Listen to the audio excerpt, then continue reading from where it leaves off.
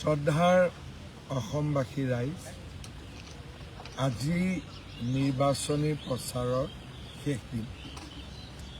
5টা বজাত নিৰ্বাচনী প্ৰচাৰৰ অন্ত হ'ব আৰু 9 তাৰিখে আপোনালোকে এখন নতুন চৰকাৰৰ বাবে ভোটদান কৰিব।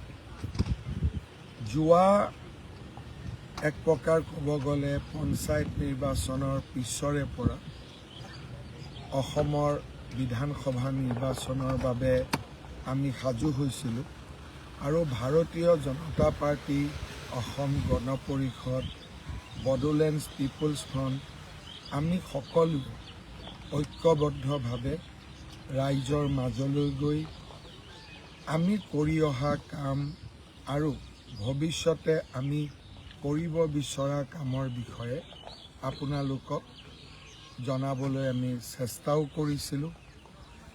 যোৱা বিশেষকৈ নিৰ্বাচন ঘোষণা কৰাৰ পিছত আৰু নিৰ্বাচন ঘোষণা কৰাৰ ঠিক আগমুহূৰ্তত মোৰ জন আশীৰ্বাদ যাত্ৰাত আপোনালোকে যি ধৰণে হিল্লল ভাঙি ওলাই আহি আমাক আশীৰ্বাদ কৰিলে, তাৰ বাবে নিশ্চয় মই আপোনালোকৰ ওচৰত চিৰ ঋণী হৈ ৰ'ম।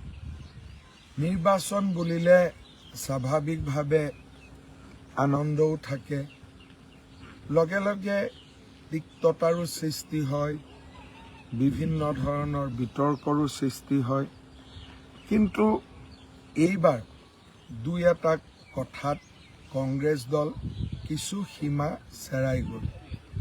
বিশেষকৈ যোৱা দুদিন ধৰি বিভিন্ন ধৰণৰ পাছপোৰ্ট, ভিছা, সম্পত্তি, ফটোশ্বপ, AI, ফটোষ্টেট যিমানবিলাক কৰিব পাৰে তেওঁলোকে সকলোৰে সীমা চেৰাই গ'ল আৰু এতিয়া তেওঁলোকে কোনো কথাকে প্ৰমাণ কৰিব নোৱাৰি যোৱাকালিৰে পৰা সাৰ সুৰ নোহোৱাকৈ এক প্ৰকাৰ তেওঁলোকে গাঁতৰ ভিতৰত সোমাবলৈ বাধ্য হ'ল।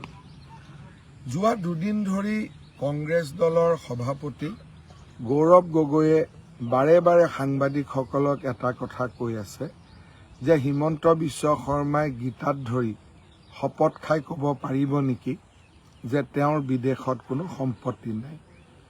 গৌৰৱ গগৈ ডাঙৰীয়া, মই আপোনাৰ এই প্ৰত্যাহ্বান স্বীকাৰ কৰিছোঁ।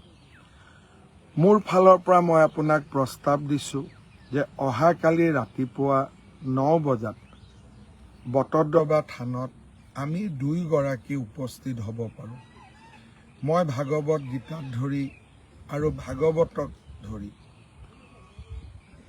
ভাগৱত মূৰত লৈ মই মোৰ শপত বাক্য পাঠ কৰিম আৰু লগতে মোৰ যিমান বেংক একাউণ্টছ আছে, আমাৰ পৰিয়ালৰ মোৰ পত্নীৰ, মোৰ ল'ৰা ছোৱালীৰ পাছপোৰ্ট আছে, যিমান আছে গোটেইখিনি মই আপোনালোকৰ আগত বা আপোনাৰ আগত দাঙি ধৰিম। মোৰ মাত্ৰ এটাই অনুৰোধ যে একেটা কাম কৰিবলৈ আপুনি প্ৰস্তুত আছেনে নাই।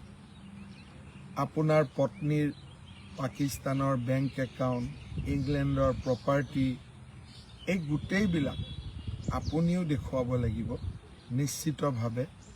আৰু ভাগৱত গীতাত ধৰি আপুনিও এবাৰ হ'লেও ক'ব লাগিব যে পাকিস্তানত থকা সময়ছোৱাত আপুনি কাৰ কাৰ আতিথ্য লৈছিলে আৰু আপুনি কি ধৰণে 7টা দিন অতিবাহিত কৰিছিল, ৰাৱালপিণ্ডিলৈ আপুনি কিয় গৈছিল। ভাগৱত গীতাত ধৰি শপত খোৱাৰ প্ৰত্যাহ্বান মই দিয়া নাই, এই প্ৰস্তাৱ আপোনাৰ আছিল আৰু আপোনাৰ এই প্ৰস্তাৱ মই স্বীকাৰ কৰিছোঁ। অনুগ্ৰহ কৰি কোনোবা এজন সাংবাদিকক কৈ দিলেই হ'ল যে অহাকালি ৰাতিপুৱা 9 বজাত বটদ্ৰৱা থানত আমি দুয়োজন উপস্থিত থাকিম। মই 8:45 বজাত গৈ বটদ্ৰৱা পাই যাম। আৰু যদি আপুনি ভাবে যে নহয় গুৱাহাটীত হ'ব লাগে, বটদ্ৰৱা থানত যাব আপোনাৰ কষ্ট হ'ব, তাৰ কাৰণেও মই প্ৰস্তুত আছোঁ। যি নহওক, কংগ্ৰেছৰ সংকীৰ্ণ লেতেৰা আৰু দুখ লগা ৰাজনীতিৰ পৰা মই ওলাই আপোনালোকক কেইটামান ইতিবাচক কথা ক'ব খুজিছোঁ।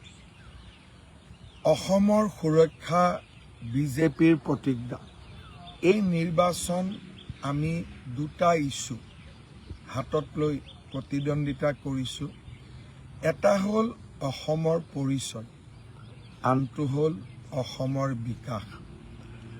যোৱা 5টা বছৰত 1.5 লাখ বিঘা মাটিৰ পৰা সন্দেহজনক বাংলাদেশী লোকক উচ্ছেদ, অসমীয়া ভাষাক ধ্ৰুপদী ভাষাৰ মৰ্যাদা, চৰাইদেউ মৈদামক বিশ্ব ঐতিহ্যৰ স্বীকৃতি, লাচিত বৰফুকনৰ শৌৰ্য বীৰ্য ভাৰতৰ চুকে কোণে বিয়পাই দিয়া, বিহু ঝুমুৰ বাগৰুম্বাক ৰাষ্ট্ৰীয় মঞ্চলৈ লৈ যোৱা, এডভান্টেজ অসমৰ দৰে সন্মিলনৰ জৰিয়তে সমগ্ৰ বিশ্বৰ দৃষ্টি অসমলৈ আকৰ্ষিত কৰা, জননী জন্মভূমিৰ চৰণ ধুৱাই আমি সেৱা কৰিবলৈ যত্ন কৰিছিলোঁ।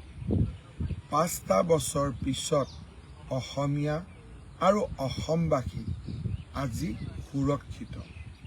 বৰাক, ব্ৰহ্মপুত্ৰ, পাহাৰ, ভৈয়াম, গাঁও, নগৰ আজি সকলোতে অসমীয়াৰ আৰু অসমবাসীৰ বিজয় ধ্বজা উৰিছে। যোৱা 5টা বছৰ আন্দোলন বিবৰ্জিত পৰিৱেশত অসমৰ যুৱ প্ৰজন্মই আকাশ চোৱাৰ সপোন দেখিছে। গুলী, বাৰুদ, বোমা, বিস্ফোৰণ, গ্ৰেনেড এই আতংকময় পৰিৱেশৰ অৱসান ঘটাই এতিয়া অসমৰ যুৱক যুৱতীয়ে এডিআৰই, লোকসেৱা আয়োগৰ পৰীক্ষা আদিৰ দৰে এখন নতুন পৃথিৱীত প্ৰৱেশ কৰিছে। অসমৰ যুৱক যুৱতী ছাত্ৰ ছাত্ৰীসকলৰ যি উৎসাহ উদ্দীপনা, মহাবিদ্যালয়ত গ'লে, বিশ্ববিদ্যালয়ত গ'লে, গাঁৱত গ'লে, মিটিঙলৈ গ'লে মই যি ধৰণে দেখা পাওঁ, ক'ৰবাত নহয় ক'ৰবাত মই প্ৰাপ্তিৰ অদ্ভুত আনন্দ অনুভৱ কৰোঁ। আমি এনেকুৱা এটা পৰিৱেশত ডাঙৰ হৈছিলোঁ, যিটো পৰিৱেশত বোমা বিস্ফোৰণ, গুলী বাৰুদৰ আতংকই আমাৰ যৌৱনৰ সময়ছোৱাক আতংকিত কৰি ৰাখিছিল। সেইখন অসম আজি অন্ধকাৰৰ কলীয়া ডাৱৰ আঁতৰাই সূৰুজৰ সৈতে কথা পাতিছে। ইয়াতকৈ মই ভাবোঁ প্ৰাপ্তিৰ আনন্দ আন একোৱেই হ'ব নোৱাৰে। এইখন অসমে আজি দিনৌ 10 কিলোমিটাৰকৈ নতুন ৰাস্তা বনাইছে, নুমলীগড় শোধানাগাৰৰ সম্প্ৰসাৰণ হৈছে, ইথানেলৰ পৰা তেল উৎপাদন হৈছে আৰু এইখন অসমতে আজি ছেমি কণ্ডাক্টৰ উদ্যোগে প্ৰাণ পাই উঠিছে। নামৰূপত সাৰ কাৰখানাই আজি বহুদিনৰ সপোন পূৰণ কৰি নিৰ্মাণৰ পথত আগবাঢ়ি গ'ল। বিদ্যুৎ উৎপাদনত আজি আমি ক'ব গ'লে ছাৰপ্লাছ ষ্টেটলৈ ৰূপান্তৰ হ'লোঁ। কেইটামান দিন আগতে উদ্বোধন হোৱা কপিলী বিদ্যুৎ প্ৰকল্পই অসমৰ নতুন শক্তিৰ উমান দিছে। আজি আমাৰ ৰাজ্যখনে ৰাষ্ট্ৰীয় ঘাইপথত বিমান অৱতৰণ, গহপুৰ নুমলীগড়ৰ মাজত ব্ৰহ্মপুত্ৰৰ গহ্বৰেদি টানেল নিৰ্মাণ আৰু কাজিৰঙাৰ ওপৰত 36 কিলোমিটাৰৰ এলিভেটেড কৰিডৰ নিৰ্মাণৰ কামত আগবাঢ়িছে। শিলচৰৰ পৰা শিলিগুৰি এটা এক্সপ্ৰেছ ৰোড কৰিডৰ নিৰ্মাণ আমাৰ সপোন আছিল, যাতে অসমক আমি ভাৰতৰ বজাৰখনৰ সৈতে সংযোজিত কৰিব পাৰোঁ। অসমত উৎপাদিত সামগ্ৰী আমি ভাৰতবৰ্ষৰ আন কেন্দ্ৰবোৰলৈ প্ৰেৰণ কৰিব পাৰোঁ।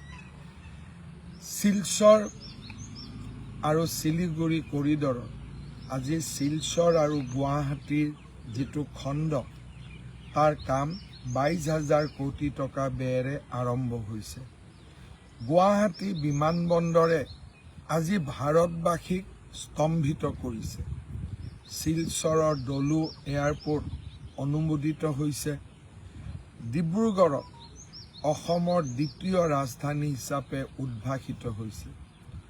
যোৰহাট মাজুলীৰ মাজত দলং পৰ্যটকলৈ অপাৰ সম্ভাৱনা কঢ়িয়াই আনিছে। কাজিৰঙাৰ এলিভেটেড কৰিডৰ হৈ যোৱাৰ লগে লগে যোৰহাট আৰু গুৱাহাটীৰ মাজত দূৰত্ব 1 ঘণ্টা কমি যাব। নাৰেংগী কৰোৱাৰ দলঙে সমগ্ৰ দৰং জিলা তাৰ পৰিৱেশ পৰিৱৰ্তন কৰিব। এতিয়া আমাৰ সপোন জাগিৰোডৰ পৰা মৰিগাঁও হৈ দৰঙেদি ভূটানলৈ ৰাষ্ট্ৰীয় পথ আৰু গুৱাহাটী ডিব্ৰুগড় তিনিচুকীয়াৰ মাজত এক্সপ্ৰেছ কৰিডৰ। শিলচৰ শিলিগুৰি কৰিডৰৰ অংশ হিচাপে গুৱাহাটী শ্ৰীৰামপুৰৰ মাজতো নতুন এক্সপ্ৰেছ কৰিডৰৰ নিৰ্মাণ।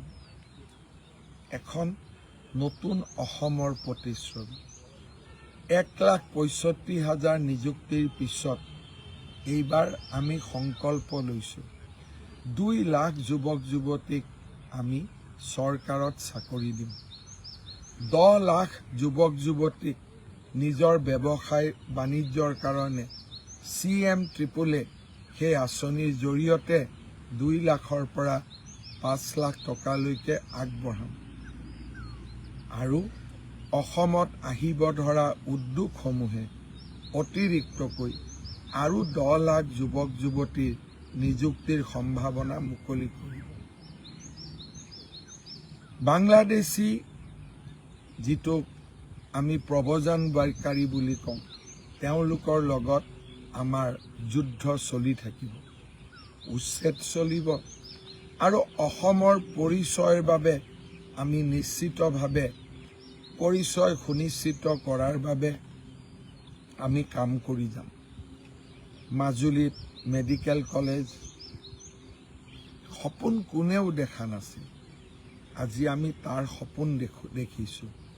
প্ৰতিখন জিলাতে এখন বিশ্ববিদ্যালয়, এখন মেডিকেল কলেজ, এখন ইঞ্জিনিয়াৰিং কলেজ আৰু এখন BEd কলেজ মোৰ সপোন। সি লাগিলে হাইলাকান্দিয়ে হওক, সি লাগিলে মাজুলীয়ে হওক, সি লাগিলে চাউথ চালমাৰাই হওক, সি লাগিলে চৰাইদেউ হওক, অসমৰ প্ৰতিখন জিলা আগবাঢ়ি যাব লাগিব। শ্ৰদ্ধাৰ ৰাইজ, আই মাতৃসকলৰ প্ৰতি মোৰ শ্ৰদ্ধা চেনেহ সদায় উজ্জীৱিত হৈ থাকে, কাৰণ মাতৃৰ গৰ্ভৰ পৰাই আমি জন্ম লাভ কৰিছোঁ। মাতৃসকলক লাখপতি বাইদেউ বনোৱাৰ যি আমাৰ প্ৰচেষ্টা, সেই প্ৰচেষ্টাৰ অংশস্বৰূপে আৰু 25,000 টকা মুকলি কৰি দিয়া। পাকঘৰত তেওঁলোকৰ কষ্ট কিছু পৰিমাণে আৰু কমক, মিঠাতেলৰ দৰে সামগ্ৰীও চাউল দালি আৰু নিমখ চেনিৰ লগত সংযোজিত কৰা। বহাগ বিহু আৰু দুৰ্গা পূজাত 2টাকৈ গেছ চিলিণ্ডাৰ যোগান ধৰা। এই প্ৰতিশ্ৰুতিবিলাকো আমি নিশ্চিতভাৱে পালন কৰিম। শ্ৰদ্ধাৰ ৰাইজ, ছাত্ৰ ছাত্ৰীৰ শিক্ষা আৰু এখন শিক্ষিত অসম, ই মোৰ স্বপ্ন। সেয়েহে অভিভাৱকসকলৰ পৰা ছাত্ৰ ছাত্ৰীৰ শিক্ষাৰ দায়িত্ব, অন্ততঃ দুখীয়া ছাত্ৰ ছাত্ৰীৰ শিক্ষাৰ দায়িত্ব আমি চৰকাৰে মূৰ পাতি ল'ব বিচাৰিছোঁ। নিযুত মইনা, নিযুত বাবুৰ দৰে আঁচনিসমূহক আৰু বেছি আমি শক্তিশালী কৰিব খুজিছোঁ, যাতে আমি আমাৰ ছাত্ৰ ছাত্ৰীক এক নতুন অসমৰ সন্ধান দিব পাৰোঁ। শ্ৰদ্ধাৰ ৰাইজ, জাতি জনগোষ্ঠীৰ মাজত আমি এক বিশ্বাসৰ অদ্ভুত সমন্বয়ৰ সাঁকো নিৰ্মাণ কৰিলোঁ। জনজাতিকৰণৰ ক্ষেত্ৰত 6টা জনগোষ্ঠীৰ আশা আকাংক্ষা কেবিনেট ছাব কমিটিৰ ৰিপৰ্টে বহুদূৰ আগুৱাই লৈ গ'ল। ঠিক সেইধৰণে মিচিং, ৰাভা, তিৱা আৰু আন জনজাতীয় স্বায়ত্তশাসিত পৰিষদসমূহলৈ সাংবিধানিক স্বীকৃতি আমাৰ আন এক উদ্দেশ্য। বড়োলেণ্ড টেৰিটৰিয়েল কাউন্সিল, কাৰ্বি আলং, ডিমা হাছাও সকলো প্ৰকাৰে সহায় কৰি সকলোৰে মাজত সমন্বয় আৰু একতাৰ বান্ধোনেৰে এই তিনিওটা ষষ্ঠ অনুসূচীক আমি অসমৰ উন্নয়ন আৰু প্ৰগতিৰ এক কেন্দ্ৰলৈ, অভিকেন্দ্ৰলৈ আমি ৰূপান্তৰিত কৰিব বিচাৰোঁ। উজনি, নামনি, উত্তৰ, দক্ষিণ, ব্ৰহ্মপুত্ৰৰ চাৰিওফালে অদ্ভুত বিকাশৰ আলোড়ন, ই মোৰ লক্ষ্য, ই মোৰ কৰ্তব্য। শ্ৰদ্ধাৰ ৰাইজ, ফেচবুক লাইভৰ কম সময়তে বহু কথা কোৱাত অসুবিধা থাকে। সেয়েহে মই আপোনালোকক বিনম্ৰতাৰে অনুৰোধ কৰিম, আমাৰ নিৰ্বাচনী ঘোষণাপত্ৰখন এবাৰ হ'লেও যাতে আপোনালোকে পঢ়িবৰ বাবে চেষ্টা কৰে। তাত অসম চুক্তিৰ বিষয়েও আমি কৈছোঁ আৰু সকলো বিষয় তাত আমি সামৰি লৈছোঁ। মাত্ৰ মোৰ মনত থকা কেইটামান কথাৰে আজি নিৰ্বাচনী প্ৰচাৰৰ শেষ দিনটোত আপোনালোকক আমাৰ সংকল্প আৰু সাধনাৰ বিষয়ে অৱগত কৰিব বিচাৰিছোঁ। ব্ৰহ্মপুত্ৰৰ ওপৰত আৰু কেইবাখনো দলং আৰু এক প্ৰকাৰ কেইবাখনো নতুন বিমানবন্দৰ, এই গোটেই সপোনবিলাক আমি বাস্তৱত ৰূপায়িত কৰিম। অসমৰ কৃষি, পৰ্যটন উদ্যোগৰ লগতে অসমৰ ঔদ্যোগিক ক্ষেত্ৰকো আমি শক্তিশালী কৰি ভাৰতবৰ্ষৰ ভিতৰতে এখন আমি সমৃদ্ধিশালী ৰাজ্যলৈ আমি ৰূপান্তৰ হোৱাৰ বাবে প্ৰচেষ্টা কৰিম। শ্ৰদ্ধাৰ ৰাইজ, যোৱা 5টা বছৰ প্ৰতিটো পল, প্ৰতিটো ক্ষণ মই আপোনালোকক সেৱা কৰাৰ বাবে প্ৰচেষ্টা কৰিছিলোঁ। ব্যক্তিগত জীৱনত হোৱা বহুত আঘাত, প্ৰতিঘাত সকলোকে একাষৰীয়া কৰি থৈ কংগ্ৰেছে ৰাজনৈতিকভাৱে মোৰ লগত যুঁজা নাছিল। সম্পূৰ্ণভাৱে তেওঁলোকে ব্যক্তিগত আঘাতৰ ৰাজনীতি তেওঁলোকে এক পন্থা হিচাপে বিচাৰি লৈছিল। ৰাহুল গান্ধী, গৌৰৱ গগৈ কিমান তলত যাব পাৰে যোৱা 2টা দিনৰ ঘটনা প্ৰবাহে প্ৰমাণ কৰিছে। কিন্তু মোৰ শক্তি হৈছে অসমৰ ৰাইজৰ আশীৰ্বাদ, অসমৰ আই মাতৃসকলৰ আশীৰ্বাদ, অসমৰ যুৱক যুৱতীসকলৰ অযুত শুভকামনা আৰু অসমবাসী ৰাইজৰ মোৰ প্ৰতি থকা অদ্ভুত মৰম। 2001ৰ পৰা আজিলৈকে নিৰন্তৰভাৱে ৰাজনীতি আৰু সমাজ সেৱাৰ জৰিয়তে আপোনালোকক সেৱা কৰাৰ প্ৰচেষ্টা কৰিছোঁ। অসমৰ চাৰিওফালে আজি মূৰ দাঙি থিয় হৈ থকা মেডিকেল কলেজসমূহে আমাৰ সাধনাক প্ৰমাণ কৰে। ৰাইজ, ক'ভিডৰ সময়ত ICUৰ ভিতৰলৈ গৈ হ'লেও মই আপোনালোকক সেৱা কৰাৰ পথ এৰি দিয়া নাছিলোঁ।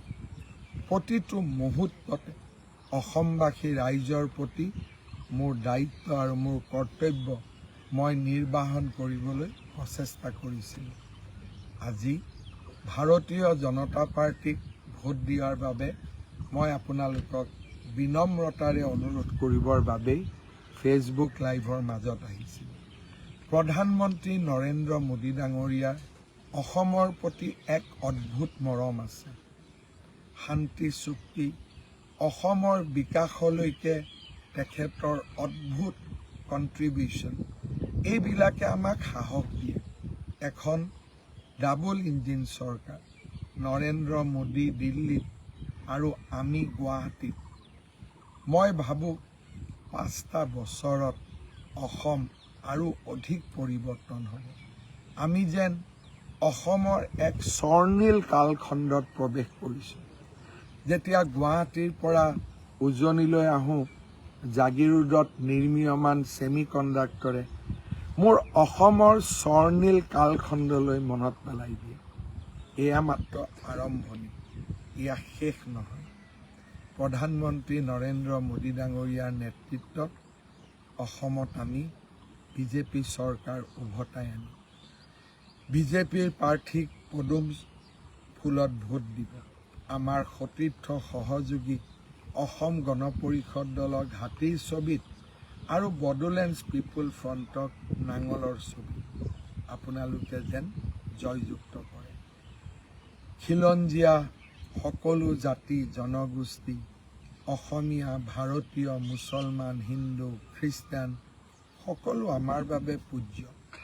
আমাৰ সংগ্ৰাম মাত্ৰ বাংলাদেশী মুছলমানৰ সৈতে, আন কাৰো সৈতে আমাৰ সংগ্ৰাম নহয়। আমি সাম্প্ৰদায়িক নহয়, আমি মাত্ৰ জননী জন্মভূমিক সেৱা কৰিব পৰা, সেৱা কৰিব বিচৰা আৰু অসমৰ পৰিচয় জগত সভালৈ লৈ যাব বিচৰা একোজন সামান্য কৰ্মী। আপোনালোকৰ আশীৰ্বাদ বিচাৰিম। আজি বিয়লি 5টা বজাৰ পিছত নিৰ্বাচনী আয়োগৰ ঘোষণা অনুসৰি, নীতি অনুসৰি প্ৰচাৰ কাৰ্য আমি চলাব নোৱাৰিম। ব্যস্ততাৰ মাজত জালুকবাৰী সমষ্টিত যি ধৰণে যাব লাগিছিল যাব নোৱাৰিলোঁ। ৰাইজৰ আশীৰ্বাদ বিচাৰিম। বিশেষকৈ জালুকবাৰী সমষ্টিৰ ৰাইজৰ চেনেহ মোৰ মূৰৰ ওপৰত যেন থাকে, তাৰ বাবে মই প্ৰাৰ্থনা কৰিম। অসমবাসী ৰাইজ, আপোনালোকৰ মৰম, আপোনালোকৰ আশীৰ্বাদ, আপোনালোকৰ চেনেহেই হৈছে মোৰ জীৱনৰ শক্তি।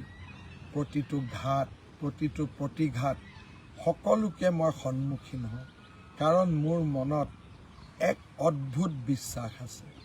আৰু সেই বিশ্বাস হ'ল যে অসমৰ জনতাৰ অফুৰন্ত আশীৰ্বাদ মোৰ শিৰত আছে। আৰু যেতিয়া এই কথা মোৰ মনত পৰে, মোৰ এনেকুৱা ভাৱ হয় যেন হিমালয় সন্মুখত থাকিলে তাকো ভাঙি ছিঙি চুৰমাৰ কৰি দিম। মাত্ৰ অসম আৰু জননী জন্মভূমিৰ প্ৰগতি আৰু বিকাশ লাগে। শ্ৰদ্ধাৰ ৰাইজ, অসমত মা কামাখ্যা বিৰাজমান। মহাপুৰুষ শ্ৰীমন্ত শংকৰদেৱে অসমত জন্ম লৈ আমাক কৃতাৰ্থ কৰিছিল।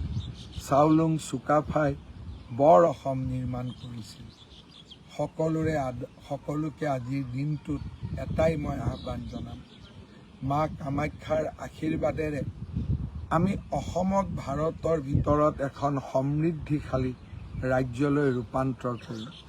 মহাপুৰুষ শ্ৰীমন্ত শংকৰদেৱৰ আদৰ্শৰে আমি অসমৰ কৃষ্টি সংস্কৃতি পৰিচয় ৰক্ষা কৰিম আৰু চাওলুং চুকাফাৰ সপোনৰ বৰ অসম নিৰ্মাণ কৰিম। আকৌ এবাৰ আপোনালোকক সেৱা জনালোঁ। বিজেপি, এজিপি, BPF-ক ভোট দিব। এখন নতুন অসম নিৰ্মাণ, নতুন বৰ অসম নহয়। বৰ অসম চুকাফাই দি থৈ গৈছিল, শংকৰদেৱে দি থৈ গৈছিল। মাত্ৰ এখন আধুনিক অসম, চাহৰ পৰা চিপছলৈকে, চাইছে চিপছ দাম। প্ৰধানমন্ত্ৰী মোদী ডাঙৰীয়াৰ বক্তব্যৰে এখন নতুন অসম, আধুনিক অসম, প্ৰগতিৰ অনিৰুদ্ধ গতিৰে আগুৱাই যোৱা অসম। সকলো জনগোষ্ঠীৰ মাজত অসম যেন এক মিলনভূমি। বৰাক, ব্ৰহ্মপুত্ৰ, পাহাৰ, ভৈয়াম, গাঁও, নগৰ সকলোতে আলোকৰ যাত্ৰা। প্ৰতিগৰাকী যুৱক যুৱতীৰ মুখত প্ৰাপ্তিৰ আনন্দ, আইসকলৰ মাজত উৎসাহ। সিয়ে মোৰ জীৱনৰ ব্ৰত। আৰু এই ব্ৰত আমি কামেৰে আৰু আমাৰ সাধনাৰে পূৰ্ণ কৰিম। তাকেই মই আজি আপোনালোকৰ আগত প্ৰতিশ্ৰুতি দিলোঁ। জয় হিন্দ, জয় আই অসম, বন্দে মাতৰম।